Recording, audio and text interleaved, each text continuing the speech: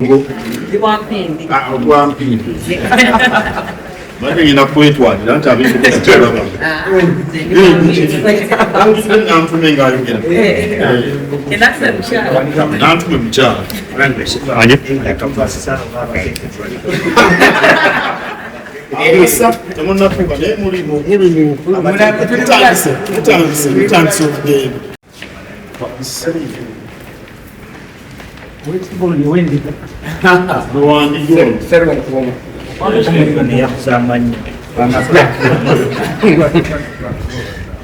nakabusemuwananga nesunga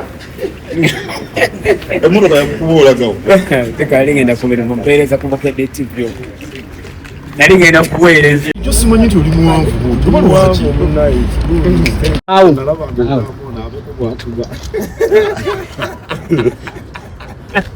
balezi mwangu lwaki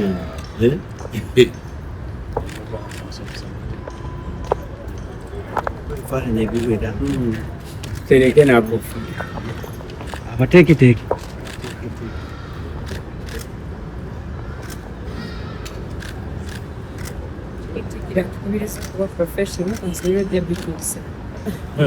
Mwana unasikia sio mulimu.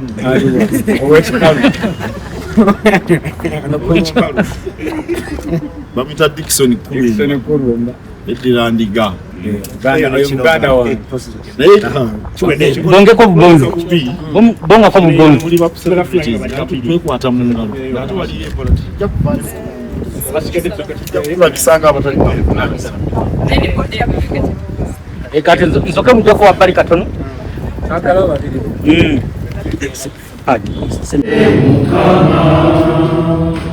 Otugundu kumekendikisaje erandafe omukumenga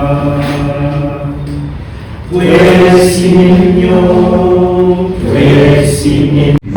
baramusekura ekiramuso ekisinga nti assalamu alaikum warahmatullahi wabarakatuh. Kabwekitibwa Mugumagabanga sinatandika okwogera byangu byange zikiza etonde olwa engeri gyebiyinza okulambika ensonga zonna oba engeri olulimi oyinza okuluseererako oba engeri yonna baganda bange bano bayitambudde nabo bye bayinza okuseerera kamwange twetonda fetubakazanyikirizi sembeera yonna manyi bano byange banoko niba basanyuse busanyusi baso nga ndi mutabani wa Lubeganyuma ekikangwa Singo ndi muzzukulu wa Alhaji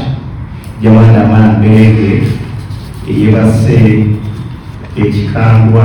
Singo ndi muzzukulu wa Alhaji Sirimani Mberenge eyebase ekikangwa Singo era ndi muzzukulu wa Matovu ebutale Buggu.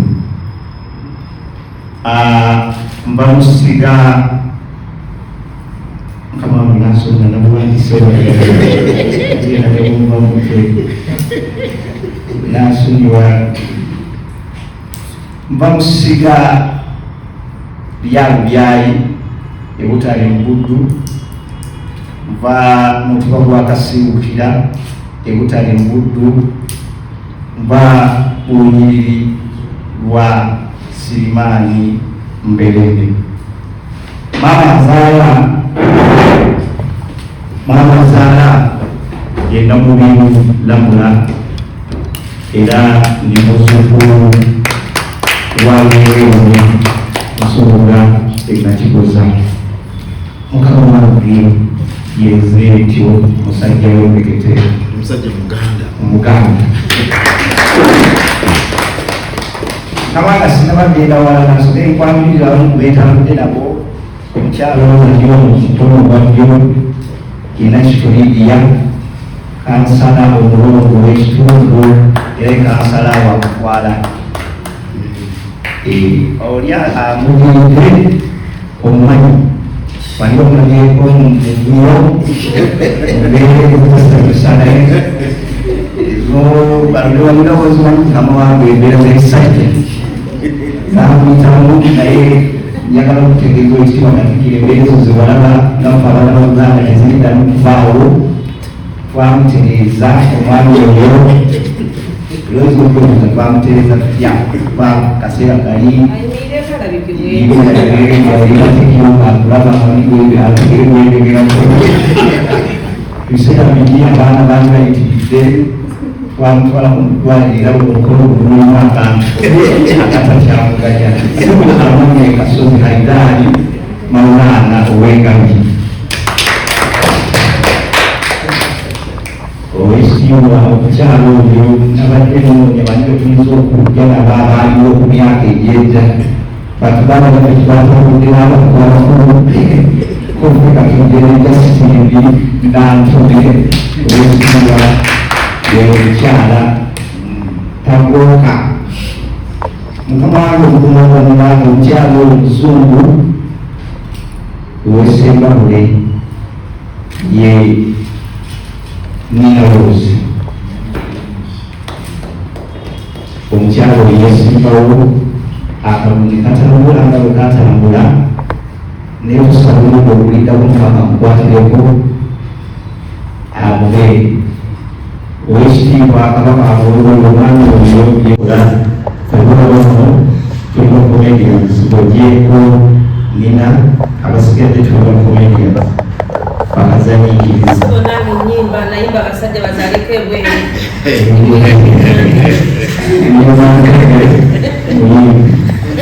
ekumaaamutegeeza nti omulimu gwaffe ogwa komedi olumu abatukuulira nga twebake olumu abatukuulira tukule nga tuli bampisa bwe twava mu bugero obwo ne tujja ne tuyingira kadongo kamu bwe twava mu kadongo kamu basebatale batandikoleeta emizannyo mpolampola mu nnyimba zaabwe ez'akadongo kamu bwe twavaawo ne tuyingira emizannyo bakatolobama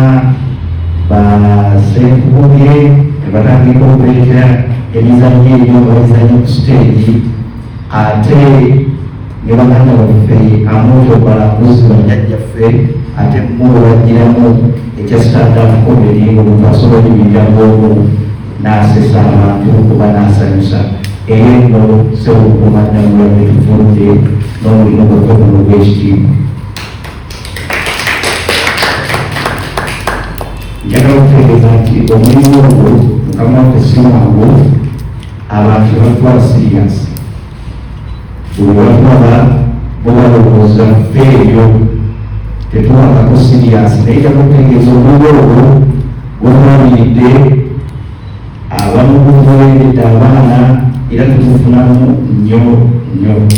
awo twagala okusabira nga twetamu ggwe mukumaddamula mukama waffe okkirize mu mbeera ey'omulimu gwaffe okwaba nakatemba Ssaabasajja agamba nti omulimu guno gwaffe abavubuka otukkirize tukozese omulimu gwaffe ogwo okusomesa emijjo emito ne baganda baffe olulimi lwabwe obuwangwa n'ennono nga tuyita ku kuzannya emizannyo n'okusanyusa abantu mu katemba obw'enjawulo mukama waffe okwogera bingi naye byonna sigenda kubyogera ku bwomu nzikiriza mukama wange wanyumirira omwana kasozi naye ayogereyo otambukamu bubiri onanga ozirivu Bismillahirrahmanirrahim. Salatu wassalamu ala Muhammadin bin Abdullah. Assalamualaikum warahmatullahi wabarakatuh. Waalaikumsalam warahmatullahi wabarakatuh. Nze mbanza okuntuusa kinoomu ndi musanyufu nnyo okuba nti nkisinkanye omu ku bantu ffenna waffe Katikkiro obeera n'omuntu akugoberera abeera faaniwo simanyi wammwe b'ekitiibwa oba abeera mugoberezibwa oba abeera ani naye nga ali musanyufu nnyo kakasa ne bannange bwe tuyise nabo basanyufu okuba nti ow'ekitiibwa yakkiriza n'addamu ebbaluwa yaffe tetwawandiika okuba nti tumukyalirako ensonga nga zino ez'okukyalira abantu ab'ensonga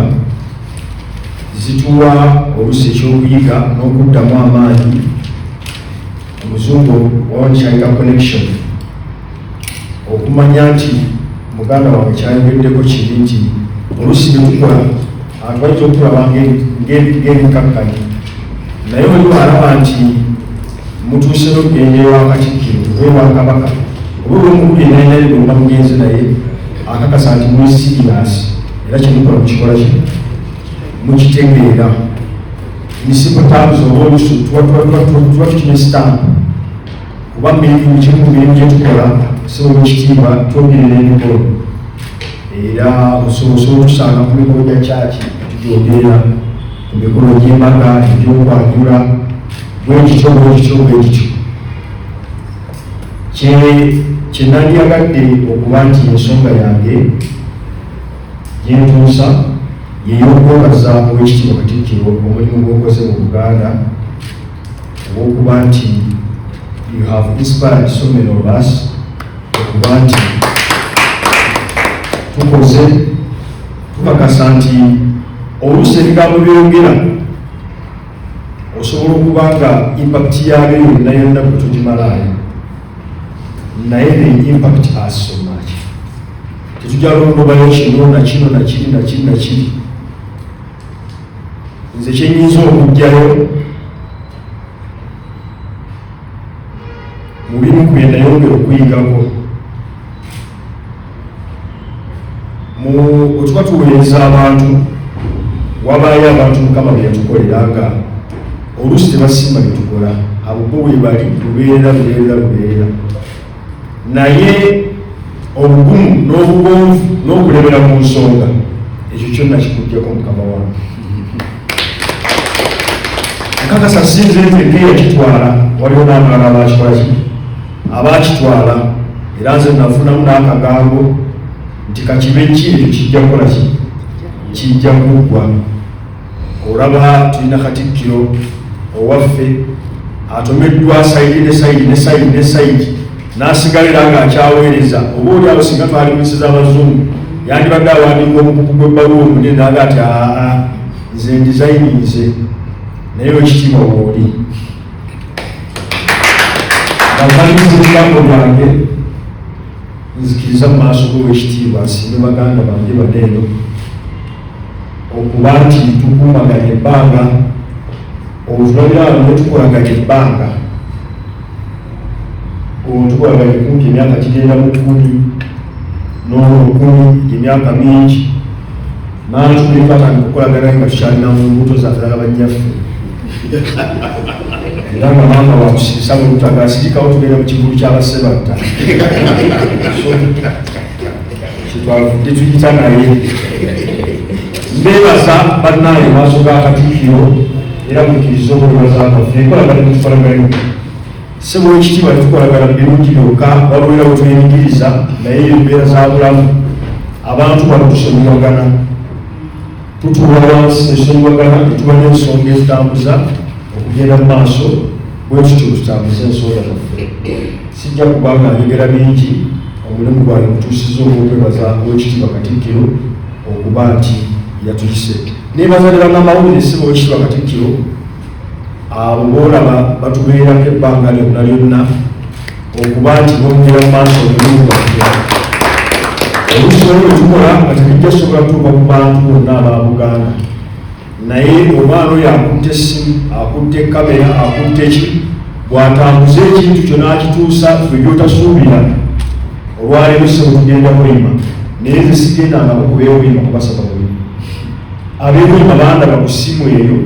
ne banoonya enamba yange ne bankubira era abantu abo beebaza olw'omulimu ogubakola gwamaanyi nsaba owekitiibwa Mukama Katonda atusaasire ffenna abali mu lumwe atukuumire Oluganda lwaffe Katikkiro waffe Kabaka waffe na bonna abakola okulaba nti institute ya Buganda eyimirirawo esobole okugenda mu maaso Obuganda budde ku ntikko. Assalamu alaikum warahmatullahi wabarakatuh.